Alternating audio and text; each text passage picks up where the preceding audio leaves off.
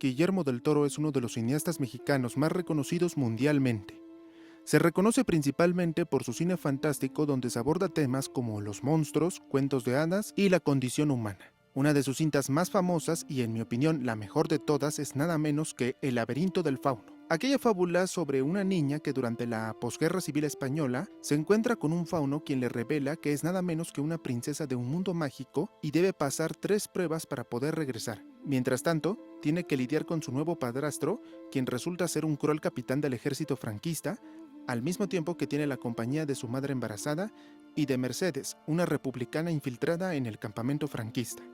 Hoy en día es un clásico para el cine fantástico y el cine en general. Y por eso hoy en Cine Hullman he decidido rendir un homenaje a este filme.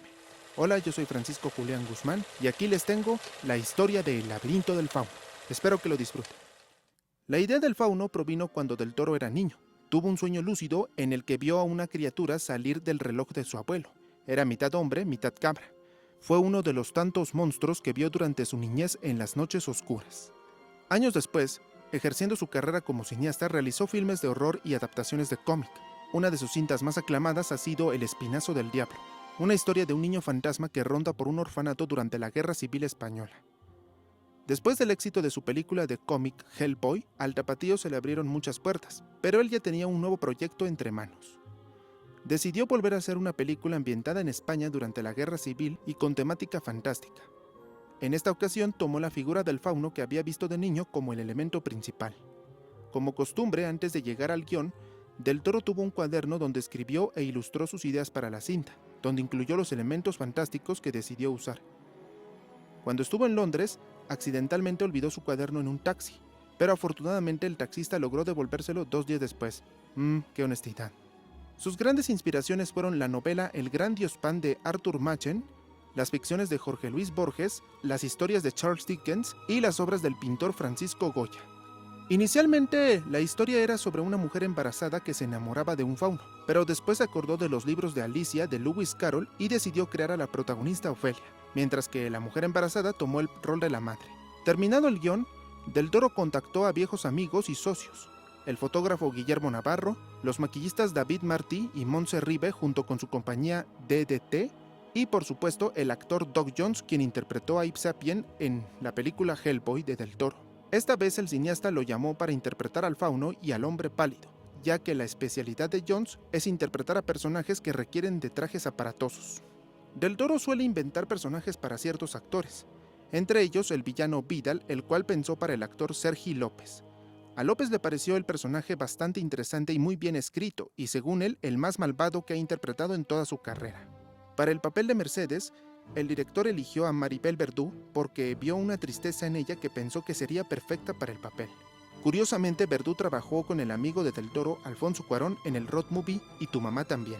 Ariadna Gil y Alex Angulo fueron escogidos para sus papeles, pero el reto para Del Toro era encontrar a la actriz que interpretara a Ofelia. De entre las 1000 niñas que hicieron audición, el director escogió a Ivana Vaquero, quien ya tenía experiencia actuando papeles secundarios para películas. El personaje en el guión estaba descrito para que una niña de 8 años lo interpretara, pero Vaquero tenía 11, así que Del Toro tuvo que reescribir el guión para adaptarlo a la edad de la actriz.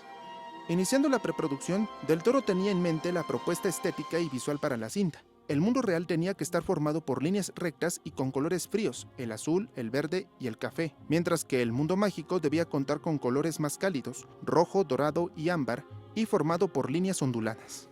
Como suele ser en sus películas, el director casi nunca usa efectos CGI ni tecnología digital para crear los mundos que imagina. Él se inclina más a los efectos y materiales clásicos. Y El laberinto del fauno no es la excepción. La cinta requirió de la construcción de decorados, algunos hechos en exteriores como la cabaña del ejército franquista y el laberinto. Los otros sets fueron hechos en estudios de filmación. El interior del árbol fue una tubería lo suficientemente grande para que Vaquero pudiera introducirse. El reino subterráneo que aparece al principio fue una maqueta hecha a escala. En cuanto a las criaturas que salen en la cinta, el sapo y la mandrágora fueron hechos mediante técnicas animatrónicas. Pero el reto más grande era el personaje que daba el título a la película. El fauno requería en crear un traje que cubriera todo el cuerpo. Los maquillistas tomaron las medidas de Jones como base. El director desde el inicio imaginó a la criatura como un híbrido entre hombre cabra y árbol musgoso. En el guión estaba descrito como viejo al principio y con el paso de la trama rejuvenecía. La idea terminó desechándose. El otro personaje interpretado por Jones fue el hombre pálido, una criatura estilo el Coco o Boogeyman que devora niños. Del Toro se inspiró en un hombre gordo que bajó de peso y se le quedaron las lonjas colgando. Originalmente iba a tener el aspecto de un anciano esquelético, pero al director como que no le estaba gustando y sugirió quitarle el rostro y reemplazárselo por el vientre de una mantarraya, formada por una boca ancha y dos pequeños agujeros. La característica principal de este villano son sus ojos en las palmas de sus manos, los cuales son una referencia a la criatura del folclore japonés Tenome, el cual significa ojos de mano. La película se filmó entre julio y septiembre del 2005 en los Pinares de San Rafael de la provincia de Segovia, España.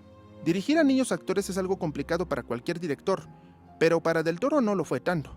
Durante la filmación habló con Ivana para entender lo que Ofelia estaba viviendo en cada escena de la película. Además, mediante un libro de yoga, el director le dio indicaciones de respiración a la actriz para que así pudiera llorar, misma técnica que usó en El Espinazo del Diablo para los jóvenes protagonistas. En la escena de las raíces del árbol, la actuación de Ivana es lo más natural, pues allí la actriz se le estaban rozando las rodillas y las manos. Para interpretar al fauno, Jones se tuvo que mover de una forma rígida para que concordara con la textura rústica del personaje. El problema era que siendo americano, tenía que aprenderse sus líneas en español. Hasta tuvo que aprenderse las de Ofelia para así saber en qué momento tenía que hablar. Al final, en la postproducción, Jones fue doblado por el actor español Pablo Adán, quien también fue el narrador del principio y del final. La voz de Adán y los movimientos de Jones sincronizaron muy bien, dándole vida al ya famoso monstruo de Del Toro. Quizás la escena más impactante de la cinta es la de Ofelia y el hombre pálido. Para la interpretación, Del Toro le indicó a Jones que se moviera como un zombi de Romero. Las fosas nasales del personaje le sirvieron al actor para que pudiera ver. Cuando el monstruo se come a las hadas, lo que en realidad Jones mordía eran preservativos rellenos de sangre falsa. Esa misma escena está inspirada en la pintura de Goya Saturno devorando a sus hijos. Si bien la película está cargada de elementos simbólicos, la habitación de Vidal es similar al reloj de su padre como una muestra de su mente desequilibrada. El hombre pálido representa el vínculo que tuvo la Iglesia Católica con el fascismo de Franco. Según palabras del director, representa el fascismo y la Iglesia devorando niños, aún con un abundante banquete frente a ellos. Además de que esta escena es equivalente a la anterior en que Vidal y sus aliados cenan en una escenografía similar a la del hombre pálido. Los zapatos rojos que Ofelia obtiene al regresar a su reino son parecidos a las zapatillas de Dorothy del Mago de Oz, pues no hay mejor lugar como el hogar. Tanto la muerte de Vidal como la de Ofelia simbolizan la frase del filósofo Søren Kierkegaard: el tirano muere y su reino termina, el mártir muere y su reino comienza. A pesar de ser una película hecha de una forma más clásica, sí requirió de algunos efectos digitales que fueron agregados en la postproducción.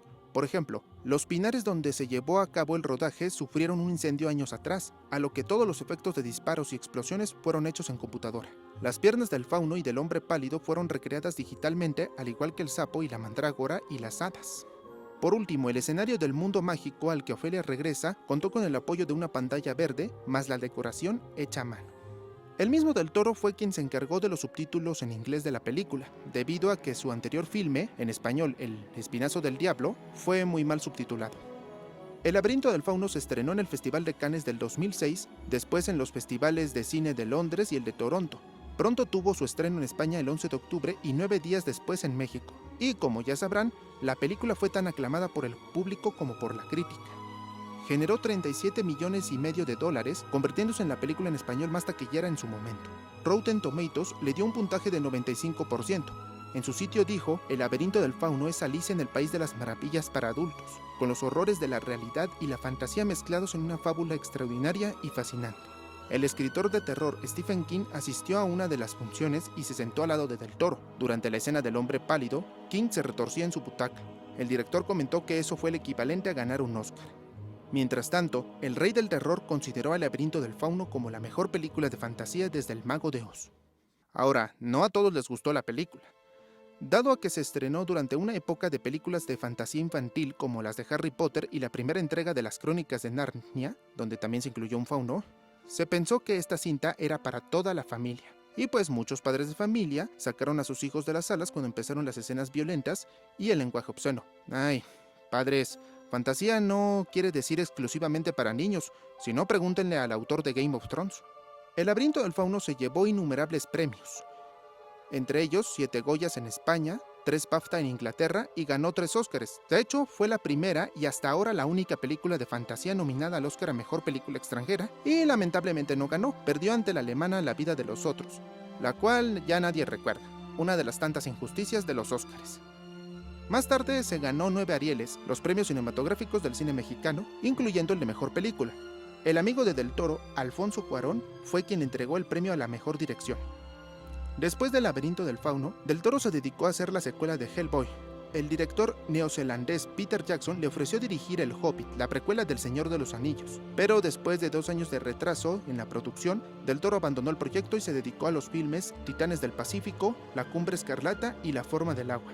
Esta última ha sido igual de aclamada como El Laberinto del Fauno, a tal grado de ganar los Óscares a Mejor Película y a Mejor Director. El Laberinto del Fauno hoy en día es un clásico del cine y del género fantasía, y aparte es la prueba de que hasta los cuentos de hadas pueden llegar a ser los más grotescos. La escritora de fantasía Cornelia Funke escribió una versión novelizada de la película en el 2019. Ahora, hubo polémica sobre si todo lo mágico de la película fue verdad o solo imaginación de Ofelia. El propio Del Toro ha dicho en muchas ocasiones que sí es real el mundo mágico de la película. También existe la teoría de que el fauno, el hombre pálido, y el sapo son en realidad el mismo personaje, que el primero se disfrazó para asegurarse de que Ofelia pasara las pruebas. Si les gustó el video, no olviden darle manita arriba, compártenlo con sus amigos y coméntenme, ¿les gusta El Laberinto del Fauno? ¿Cuál es su película favorita de Del Toro? Y nos vemos hasta la próxima en Cine Holman. Yo soy Francisco Julián Guzmán y amen al cine como a ustedes mismos.